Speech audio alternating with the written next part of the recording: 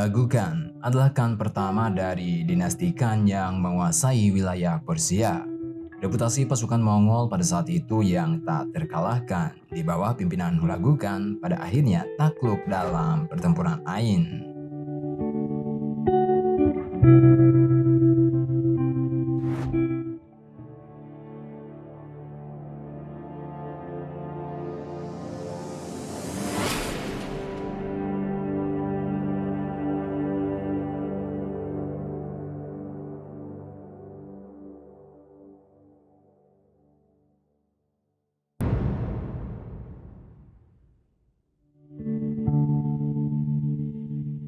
Latar belakang Hulagu Khan. Hulagu Khan adalah anak dari Tulai, salah satu anak Genghis Khan dan Sorghaghtani Beki, seorang putri kerajaan Kerait.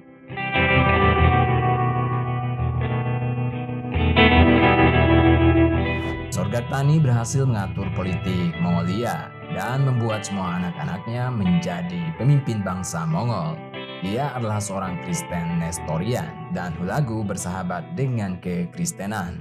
Salah satu istri kesayangan Hulagu Khan adalah Dogus Khatun, adalah penganut kekristenan, dan demikian juga salah satu teman dekat dan jenderalnya Kit Bokha.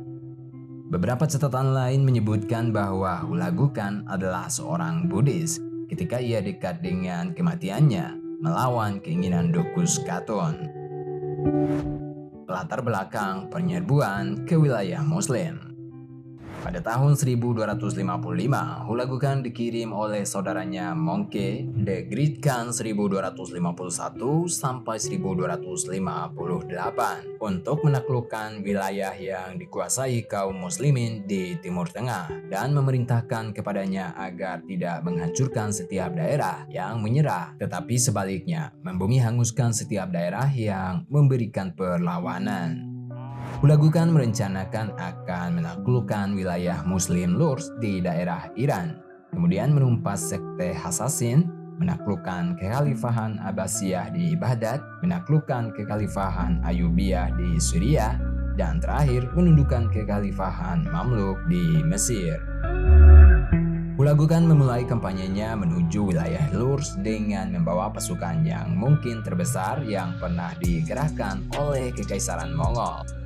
Dengan mudah dia dapat menghancurkan Lurs, di mana berita ini rupanya membuat ketakutan sekte Hasasin, sehingga mereka menyerah begitu saja tanpa perlawanan. Padahal sebenarnya mereka mempunyai pertahanan di benteng Alamut yang sangat kuat dan sulit ditembus sebelumnya.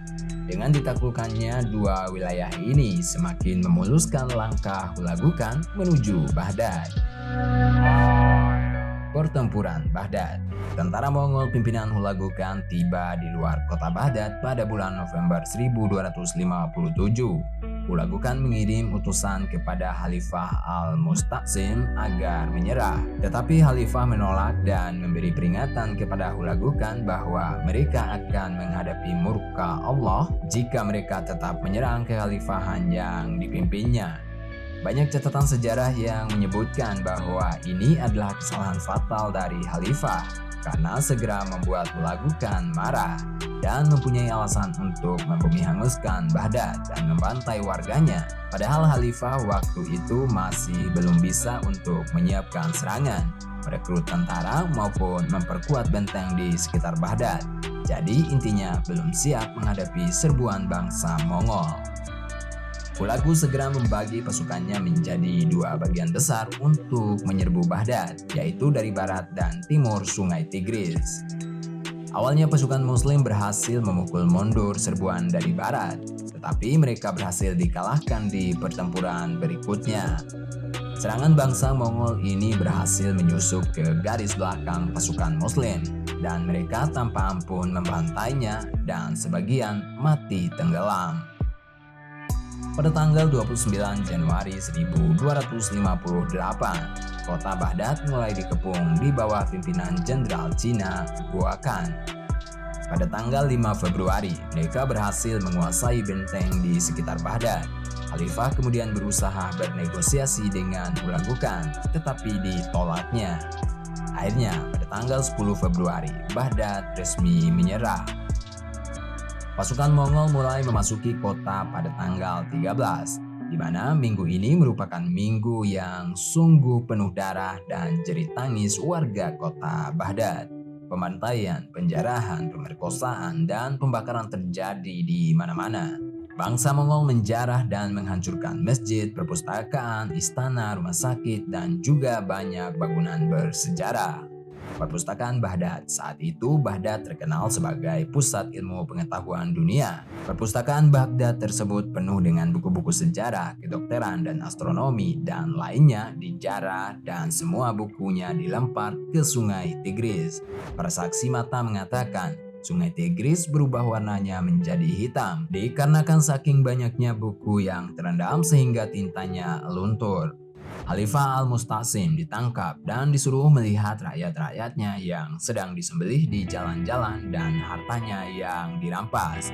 Kemudian setelah itu Khalifah dibunuh dengan cara dibungkus dengan permadani dan diinjak-injak dengan kuda sampai mati. Semua anaknya dibunuh kecuali satu yang masih kecil dijadikan budak dan dibawa ke Mongol. Setelah kehancuran ini, kota Baghdad tidak pernah lagi menjadi pusat kebudayaan dan ilmu pengetahuan dunia. Pertempuran Ain Jalut. Pertempuran Ain Jalut yaitu pertempuran antara Bahri Mamluk dari Mesir dan Kekaisaran Mongol di lembah Ain Jalut.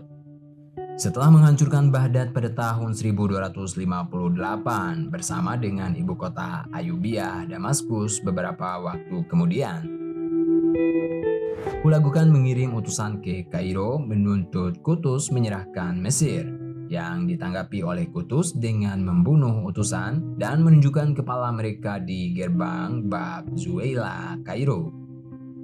Tak lama setelah ini Hulagu Khan kembali ke Mongolia dengan sebagian besar pasukannya sesuai dengan kebiasaan Mongol, meninggalkan sekitar 10.000 pasukan di sebelah barat Efrat di bawah komando Jenderal Kit Buka.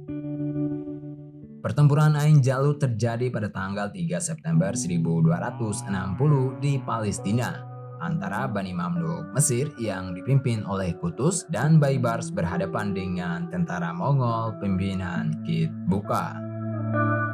Banyak ahli sejarah menganggap pertempuran ini termasuk salah satu pertempuran yang penting dalam sejarah penaklukan bangsa Mongol di Asia Tengah, di mana mereka untuk pertama kalinya mengalami kekalahan telak dan tidak mampu membalasnya di kemudian hari, seperti yang selama ini mereka lakukan jika mengalami kekalahan.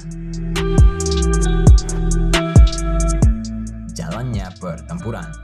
Kedua belah pihak berkemah di Tanah Suci Palestina pada bulan Juli 1260 dan akhirnya berhadapan di Ain Jalut pada tanggal 3 September dengan kekuatan yang hampir sama, yaitu lebih kurang 20.000 tentara. Taktik yang dipakai oleh Panglima Baibars adalah dengan memancing keluar pasukan berkuda Mongol yang terkenal hebat sekaligus kejam ke arah lembah sempit sehingga terjebak. Baru kemudian, pasukan berkuda mereka melakukan serangan balik dengan kekuatan penuh, yang sebelumnya memang sudah bersembunyi di dekat lembah tersebut. Akhirnya taktik ini menuai sukses besar. Pihak Mongol terpaksa mundur dalam kekacauan. Bahkan panglima perang mereka, Kit Buka, berhasil ditawan dan akhirnya dieksekusi. Perlu dicatat bahwa pasukan berkuda Bani Mamluk secara meyakinkan berhasil mengalahkan pasukan berkuda Mongol yang belum pernah terkalahkan sebelumnya. Inilah untuk pertama kalinya penjajah dari Asia Timur itu menderita kekalahan telak sejak era Genghis Khan. Kemenangan dinasti Mamluk ini juga berarti terjaganya seluruh peradaban Islam dari kepunahan. Situasi yang mungkin saja terjadi akibat serbuan membabi buta pasukan Mongol.